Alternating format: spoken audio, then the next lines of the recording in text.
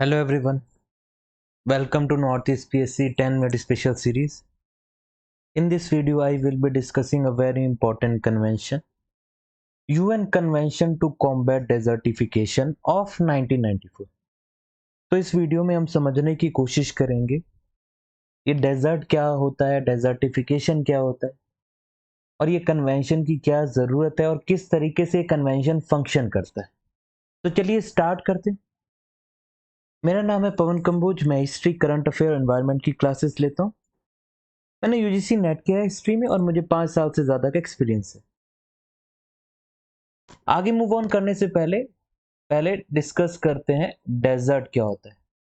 देखिए ये सारा कन्वेंशन डील करता है डेजर्टिफिकेशन से। तो डेजर्टिफिकेशन तभी हम समझ सकते हैं जब हम डेजर्ट समझ पाएंगे और डेजर्टिफिकेशन समझने के बाद ही हम इस कन्वेंशन की इंपॉर्टेंस को समझ पाएंगे कि ये कन्वेंशन जिसको हम United Nation convention to combat desertification कहते हैं, ये क्या है। तो डेजर्ट की अगर हम बात करें, आम भाषा में अगर हम बात करें, तो डेजर्ट वो एरिया होता है जो कि extremely dry area of land है, जहां पे बहुत कम वेजिटेशन है। जहां बहुत कम वेजिटेशन है, जो वो बैरन एरिया ऑफ लैंडस्केप है, जहां बहुत कम बारिश होती है। लिविंग कंडीशन काफी ज्यादा हॉस्टाइल है प्लांट के लिए, एनिमल लाइफ के लिए। और ये वेजिटेशन कम होने की वजह से ये जो सरफेस है सारा एक्सपोज हो जाता है और जितना बचा हुआ मॉइस्चर भी है वो मॉइस्चर भी खत्म होते जाता है और आगे और वेजिटेशन होना और पॉसिबल नहीं हो पाता। अगर पूरे अर्थ की बात करें तो अराउंड 1/3 जो लैंड है वो बाय नेचुरली एरिड या सेमी एरिड कैटेगरी में आता है। तो ये था डेजर्ट। खासकर आप देखेंगे पोलर रीजन में खासकर ऐसी जगह है जहां बारिश बहुत कम होती है, इसको पोलर डेजर्ट भी कहते हैं। एंड बाकी सब जगह भी पूरे कॉन्टिनेंट्स में अर्थ के अलग अलग हिस्से में आपको डेजर्ट देखने को मिल जाएंगे। तो डेजर्ट को अलग अलग तरीके से क्लासिफाई किया जा सकता है ऑन द अमाउंट ऑफ कितना बारिश होता है, कितना टेम्परेचर प्रिवेल करता है, या कितनी किस ज्योग्राफिकल लोकेशन पे डेजर्ट लाई करता है। अब हम बात करते हैं डेजर्टिफिकेशन। तो डेजर्टिफिकेशन अपने आप में ही बता रहा है कि डेजर्टिफिकेशन वो प्रोसेस है जिससे लैंड डेजर्ट की तरफ कन्वर्ट हो रही है। तो ये लैंड जो है वो डेजर्ट के फॉर्म में कन्वर्ट हो रही है। अब एक चीज समझ के चलिएगा, जो डेजर्टिफिकेशन है ये नेचुरल भी होता है, पर कुछ टाइम से ये मैन मेड ज्यादा होने लग गया है। ये दोनों टाइप का प्रोसेस है जो कि नेचुरली इंड्यूस होता है और कई बार ह्यूमन एक्टिविटी भी फर्टाइल एरिया को एरिड बना देती है। तो ये स्प्रेड है एरिड एरिया का, जो कि अलग अलग फैक्टर की वजह से होता है। वो फैक्टर क्या है? क्लाइमेट चेंज हो सकता है, ओवर एक्सप्लॉयटेशन ऑफ सॉइल हो सकता है जैसे कि हम इंसान करते हैं, इम्प्रॉपर लैंड मैनेजमेंट हो सकता है, डिफॉरेस्टेशन हो सकता है, जिसकी वजह से वो जो सरफेस है वो एक्सपोज हो रहा है और जो मॉइस्चर है वो खत्म हो रहा है। पेड़ काट रहे हैं तो बारिश होने की प्रोबेबिलिटी भी और कम हो रही है, क्योंकि जो पेड़ है, जंगल है, वो इंड्यूस करता है रेन को। ट्रांसपीरेशन के थ्रू पानी सप्लाई होता है जिससे क्लाउड बन के बारिश होती है। तो ये सारे फैक्टर्स है जिसकी वजह से ह्यूमन एक्टिविटीज हैं, कुछ नेचुरल है, उसके साथ साथ ह्यूमन एक्टिविटीज मिलके डेजर्टिफिकेशन को इंक्रीज कर रहे हैं। ये एक पुराना मैप है जिसमें आपको देखने को मिलेगा कि किस तरीके से डेजर्टिफिकेशन की वल्नरेबिलिटी देखने को मिलती है पूरी दुनिया के लेवल। जो आपको रेड कलर की मार्क्ड एरिया दिख रहे हैं, यहाँ पे बहुत ही ज्यादा हाई चांसेस है और ये पुराना मैप है। अब नए मैप में इसका जो लाल कलर है वो और इंक्रीज होते गया है और जो आपको ग्रे कलर दिख रहा है वो ऑलरेडी ड्राई एरिया है। ये जो ब्लू कलर है ये कोल्ड एरिया, और यहाँ पे भी बहुत सारा एरिया में वेजिटेशन देखने को नहीं मिलता। तो आप देखेंगे ये जो ग्रीन एरिया, ये ऐसा एरिया जो कम वल्नरेबल है, बाकी सब एरिया कम या थोड़ा ज्यादा वल्नरेबल है, डेजर्ट बनने के चांसेस है और बहुत सारी जगह ऐसा प्रोसेस हो भी गया। तो इसी को रोकने के लिए, डेजर्टिफिकेशन को रोकने के लिए ही ये कन्वेंशन आया। देखिए डेजर्टिफिकेशन रोकना जरूरी क्यों है? क्योंकि हमको पता है लैंड से हमारे को सारे रिसोर्सेज मिलते हैं। अगर डेजर्ट होती गई सारी चीजें तो पानी का प्रॉब्लम, वेजिटेशन का प्रॉब्लम, लाइफ का प्रॉब्लम, तो ये सारे प्रॉब्लम्स से डील करने के लिए इन शॉर्ट डेजर्टिफिकेशन को रोकने के लिए एक कन्वेंशन आया जिसका नाम है United Nation convention to combat desertification. इसके हेडक्वार्टर की बात करें, ये जर्मनी बॉन में है। इस्टेब्लिश हुआ ये 1994 में और इफेक्टिव हुआ 1996 से।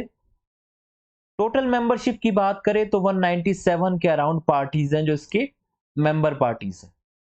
अभी इसके एग्जीक्यूटिव सेक्रेटरी है इब्राहिम थियोव। ये इकलौता सोल बाइंडिंग एनवायरनमेंट के ऊपर कन्वेंशन है जो कि डेजर्टिफिकेशन की प्रॉब्लम को डील करता है और ये फोकस करता है कि डेवलपमेंट और एनवायरनमेंट को साथ में ले जाके काम किया जा सके ताकि सस्टेनेबल डेवलपमेंट की तरफ हम आगे बढ़े। ये कन्वेंशन बेस्ड है थीम पे पार्टिसिपेशन, पार्टनरशिप और डिसेंट्रलाइजेशन पे, जो कि एक बैकबोन है अच्छी गवर्नेंस के और सस्टेनेबल डेवलपमेंट के।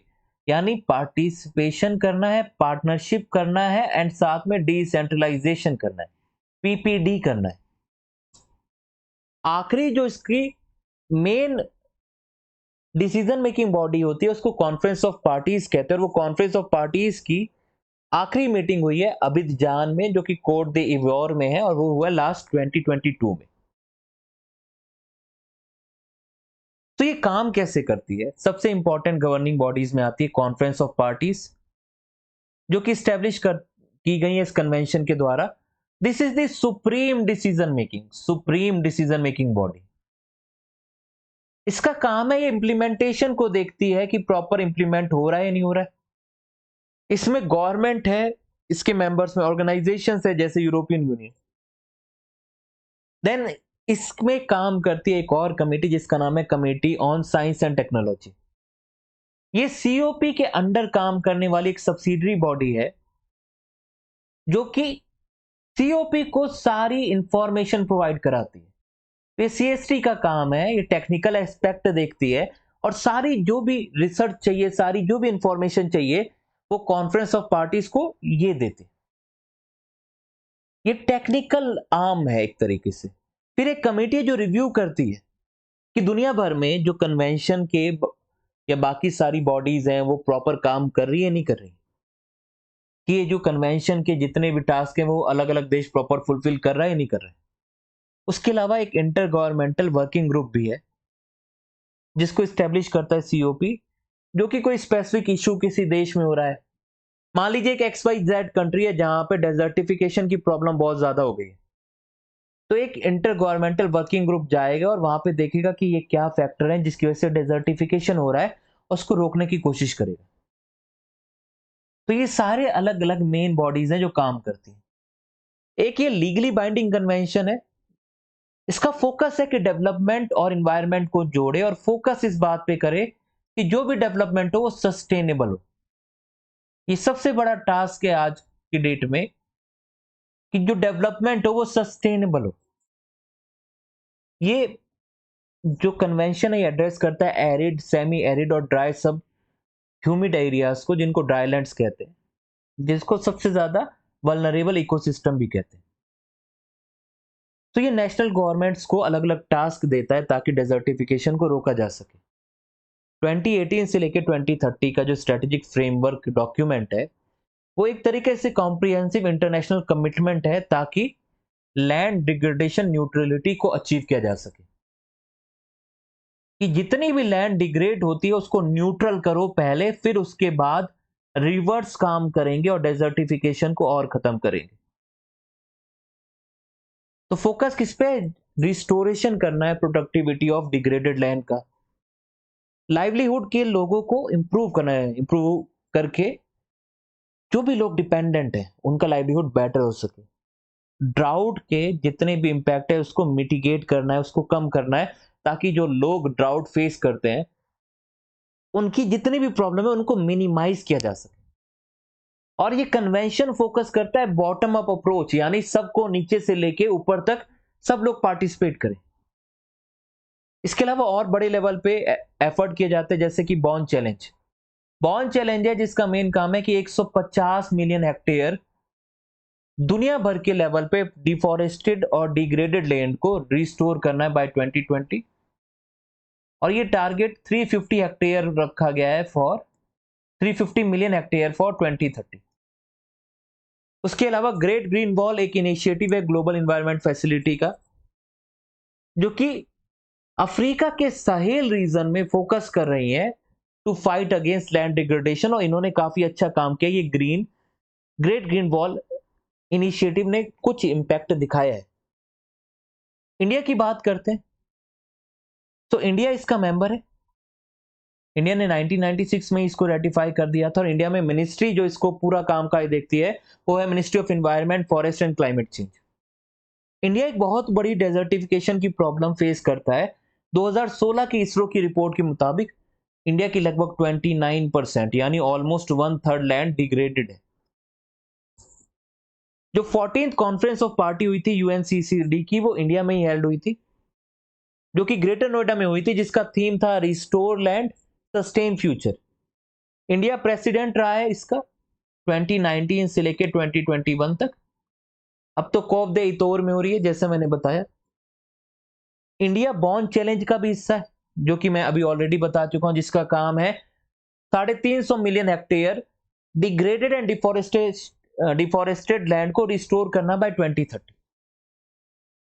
इंडिया ने बहुत बड़े लेवल पे अपने अलग अलग स्कीम्स के थ्रू इंडिया कोशिश करता है कि ये लैंड को रिस्टोर किया जा सके। लोकल कम्युनिटी के एक्सपर्टीज का इस्तेमाल करके इंडिया फोकस करता है अलग अलग स्कीम से कि एफॉरेस्टेशन किया जा सके, ग्रीन इंडिया मिशन को आगे बढ़ाया जा सके। कुछ नाम बता देता हूं जो स्कीम इंप्लीमेंट की जाती है बाय गवर्नमेंट ऑफ इंडिया, जैसे कि national afforestation programme, national mission for green India, MNREGA में बहुत सारा काम होता है, सॉइल हेल्थ कार्ड स्कीम है, जैसे उससे पता चलता है सॉइल की क्या हेल्थ है। इंटीग्रेटेड वाटरशेड मैनेजमेंट प्रोग्राम है, जिसका नाम है प्रधानमंत्री कृषि सिंचाई योजना। इसके अलावा भी और बहुत सारे प्रोग्राम हैं जो इंडिया की गवर्नमेंट इंप्लीमेंट करती है ताकि ओवरऑल डेवलपमेंट हो सके विदाउट इंपैक्टिंग या विदाउट इफेक्टिंग द लैंड। तो इंडिया में नेशनल एक्शन प्लान बनाया गया था इन 2001 में ही बना दिया गया था, ताकि कोशिश की जा सके इस डेजर्टिफिकेशन को रोकने की। तो COP15 अबिजान में हुआ, इसकी थीम थी land life legacy from scarcity to prosperity. तो ये की मूवमेंट है in fight against desertification, land degradation and drought. Main focus ये है कि ग्लोबल लैंड आउटलुक जो कि एक रिपोर्ट थी, उसकी फाइंडिंग को समझना और उसकी फाइंडिंग को समझते हुए एक कॉन्क्रीट स्टेप लेना, ताकि इस सब चीजों को रोका जा सके, लैंड डिग्रेडेशन को, क्लाइमेट चेंज को, बायोडाइवर्सिटी लॉस को रोका जा सके। तो ये ग्लोबल लैंड आउटलुक एक इंपॉर्टेंट डॉक्यूमेंट है जो कि रियलिटी दिखाता है, और उसके ऊपर ही फंक्शन करके, काम करके इस पूरे COP का मेन फंक्शन यही था कि उसकी फाइंडिंग्स को समझे और उसके लिए क्या क्या पॉसिबल स्टेप इंप्लीमेंट किए जा सकते हैं उनको इंप्लीमेंट करें। तो एजेंडा क्या था? ड्राउट, लैंड रिस्टोरेशन रिलेटेड और बहुत सारी चीजें, जैसे land right, gender equality, youth empowerment, ये सारी चीजें डिस्कस की गई ऑन कॉन्फ्रेंस एजेंडा ऑफ अबिदजान 2022। इसके अलावा डेजर्टिफिकेशन एंड ड्राउट डे 2023 मनाया जाएगा, जिसका मेन फोकस है कि जो वुमन को राइट मिलता है उसकी लैंड का राइट मिल सके, जिसकी थीम है her land her right, advancing gender equality and land restoration code. ये 16 जून 2023 से होगा, यानी अभी कुछ टाइम बाद ही होना स्टार्ट होगा। इसको ऑर्गेनाइज करता है United Nation convention to combat desertification, UN woman, FAO और UN ह्यूमन राइट ऑफिस। इसका फोकस ये है कि ऐसी पॉलिसी और एक्शन बनाए जाएं ताकि वुमन का लैंड राइट के ऊपर बेटर इंपैक्ट हो सके और वुमन एक अच्छा रोल प्ले कर सके इन सस्टेनेबल लैंड मैनेजमेंट। तो ये था UNCCD और उससे रिलेटेड बाकी सारे इंपॉर्टेंट फैक्ट। उम्मीद है आप लोगों को ये लेक्चर अच्छा लगा होगा। इसमें हमने सारी चीजों को बहुत बेसिक से समझा है। ऐसे ही बहुत सारी और इंटरेस्टिंग वीडियोस आती रहेंगी हमारे चैनल नॉर्थ ईस्ट PSC पे। आप लाइक करिएगा, शेयर करिएगा, सब्सक्राइब करिएगा। Thank you everyone.